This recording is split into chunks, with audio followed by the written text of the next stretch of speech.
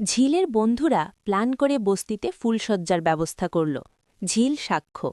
হ্যাঁ বন্ধুরা, এমনটাই দেখতে পাবে ভোলে বাবা পার করেগা সিরিয়ালের আগামী পর্বে।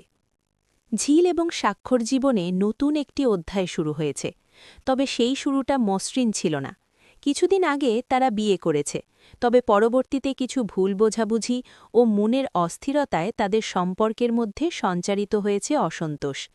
ঝিল এবং সাক্ষর মধ্যে এই অশান্তি সৃষ্টি করেছিল চৈতি, সাক্ষর প্রাক্তন বান্ধবী।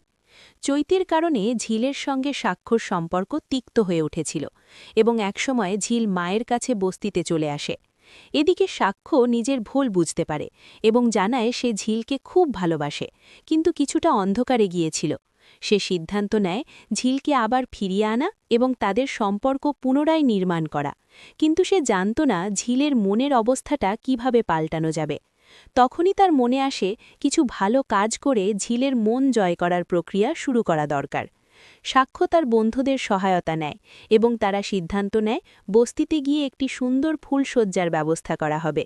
ঝিল যখন মায়ের কাছে ছিল তখন সে তার বান্ধবী ও আত্মীয়দের মাধ্যমে জানায় যে সে চায় তার বিয়েটি যেন আর একটি স্মরণীয় দিন হয়ে ওঠে।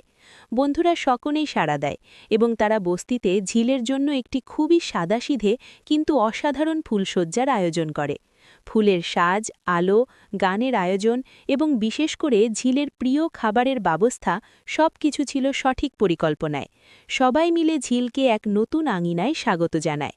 ঝিল যখন তার বস্তিতে আসেন তখন সেখানে ছিল ফুলসজ্জার সমস্ত আয়োজন।